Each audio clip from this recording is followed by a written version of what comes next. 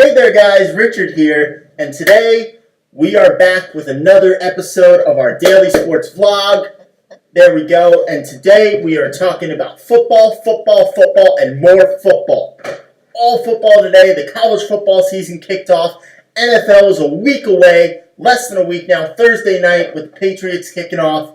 So excited. Lots of good college football yesterday. Saw Wisconsin play, saw Washington play. They both look amazing. And today we will be having our college football predictions. We will be making some more NFL predictions. We have some USA World Cup news. Not good, I'm afraid. Really unfortunate. And we have some news from the Cleveland Browns. So, let's jump right into it with our first news from the world of soccer, or the world of football, but considering this is America, soccer. USA last night played against Costa Rica, and we lost 2-0 in an important World Cup qualifying game. So, the way it stands, we are in a group of 6. It is Mexico, us, Costa Rica, Honduras, Trinidad and Tobago, and one other team. I forget who off the top of my head. Anyway, we have 3 games left, playing Honduras, Costa Rica, and that 6th team that I can't remember. I think it might be Panama. Anyway, we lost to Costa Rica last night, 2-0, or 2-0 if you're American. So, due to that, we have 3 games remaining, and we are now 6 points behind Costa Rica. The way the table stacks up is Mexico in first place, who just qualified last night with a big win, 17 points, 3 games to go.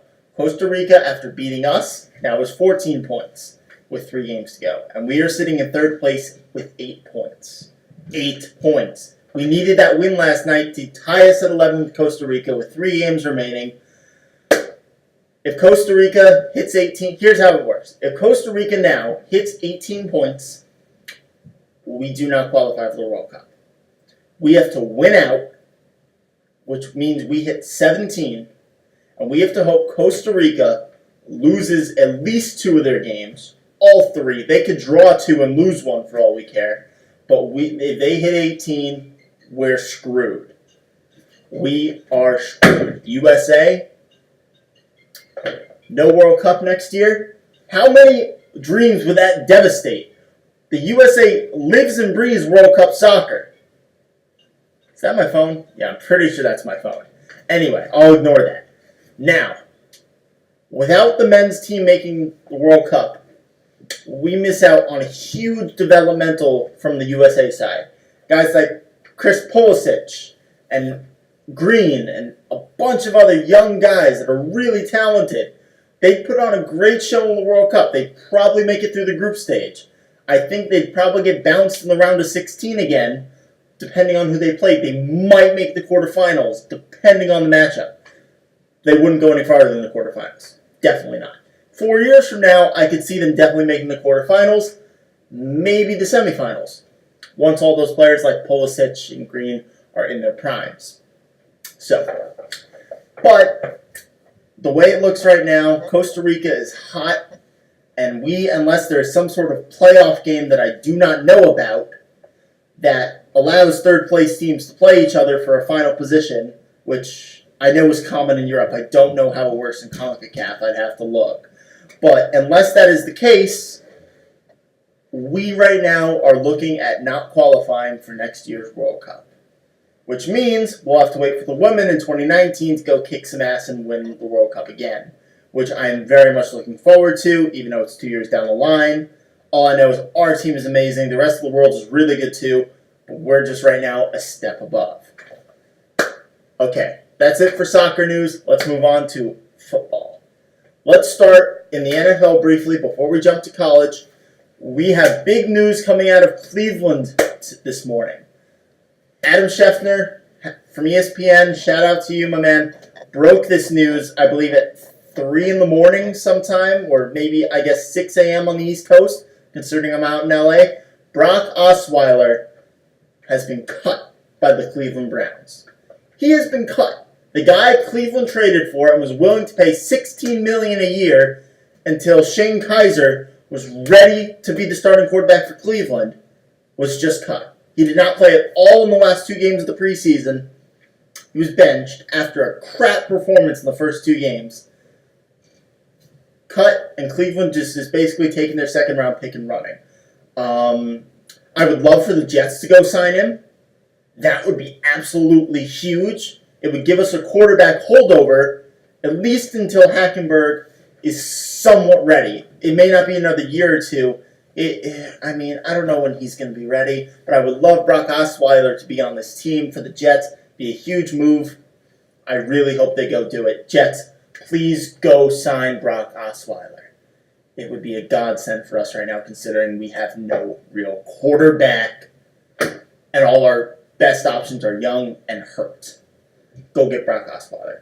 Anyway, the Cleveland Browns have cut him, dusted their hands with him. I was kind of surprised. I was expecting him to be the starter. So was just about everyone else that I know. And, well, they're going with the rookie, Kaiser. And Kessler is the backup, once again. I mean, he has some starting experience. You think it would have been him if not Osweiler. And Kaiser would have been the backup to them. But they're going with Kaiser. So good luck to Kaiser. Good luck to Cleveland. I still think you're going to be 2-14 this season. Good luck. Anyway, now we'll move on to college football. The college football season kicks off this weekend. So many good games. I watched the Washington game the other night. I love them playing again. I would love to see them in the playoff this year. I don't think they're going to make it again this year, but I would love to see it. Wisconsin played a great game the other night. Oh, I love college football. It's so much fun to watch. Anyway, the big game this weekend today, kicking off at 3 p.m. Eastern, Alabama, FSU. I will be watching that game. I'm very much looking forward to seeing the number 1 and number 3 teams in the country go at it. Alabama is favored by a touchdown.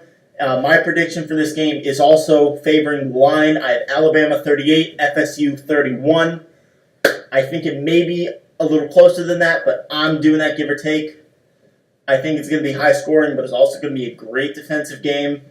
It's going to be a lot of fun to watch, and I really look forward to it. Though I do think that whoever loses this game will not be making the playoff. That's how important I think this game is for the beginning of the season. I have a feeling whoever loses this game is probably going to finish 5th or 6th in the rankings, just because it'll probably be their only loss. But there will be enough other teams that, well, if Alabama loses, they might make it anyway, considering that probably will be their only loss. FSU has a schedule where they got to play some other really tough teams. So, and FSU, I think, will be more prone to losing than Alabama will. So, yeah. Anyway, my playoff predictions for this year, a little out there, not too far out there. The top 2, I have finishing 1-2 in the rankings this year, Alabama, Ohio State. Pretty standard from over the last couple of years. They've been in it all the time. But the next 2 teams I have are 2 very strong teams this year that I do think will both make it over some of the other favorites like FSU and Washington. I have USC finishing 3rd out of the Pac-12. And then out of the Big Ten, I've got Penn State finishing 4th. Welcome back to the playoffs, Nittany Lions. So, in the Rose Bowl, I have Alabama playing Penn State, and Alabama winning that game. Then in the Sugar Bowl, I have Ohio State and USC. I have Ohio State winning that game.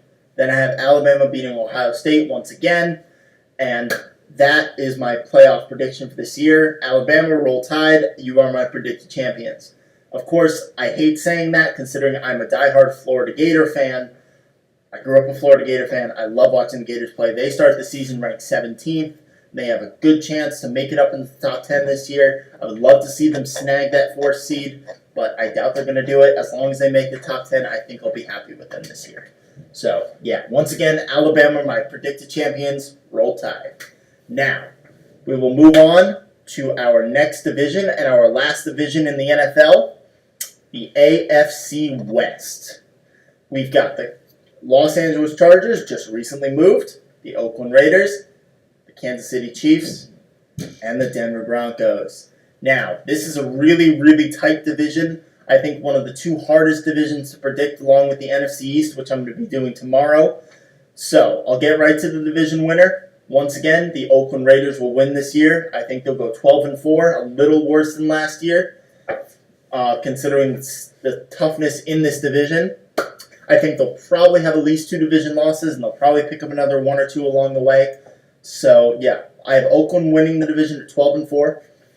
Then I have the Kansas City Chiefs winning one of the wild card spots at 11-5.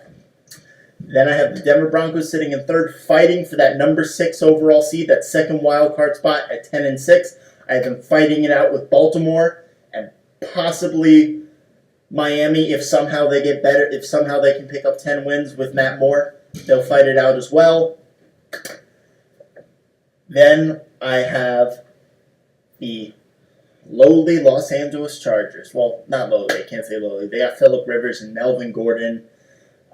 They're a good-looking team, but I have a feeling playing in the division they're in, they're not going to do so well. I'm guessing they're going to go at least 3-5 in that division, maybe 2-6, and they'll probably pick up another 2 or 3 losses along the way. I have them finishing the season at 8-8 in 4th place in that division.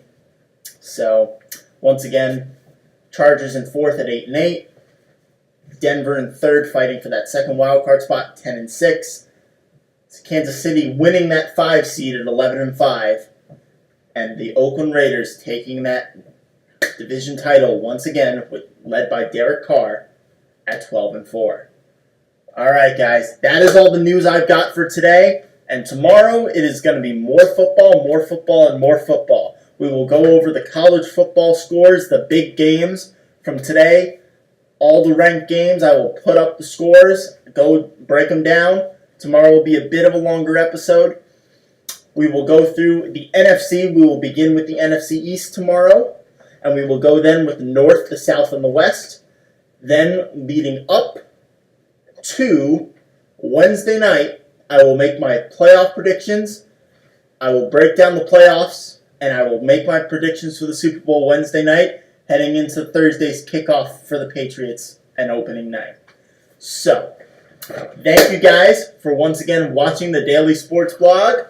If you liked it, please smash a huge thumbs up. It means the world. And please subscribe if you want to see more great content. And please let me know in the comments if there's anything else you want to see me talk about, and I will go into it. Alright guys, this is Richard, signing off. Have a great day, and I will see you tomorrow.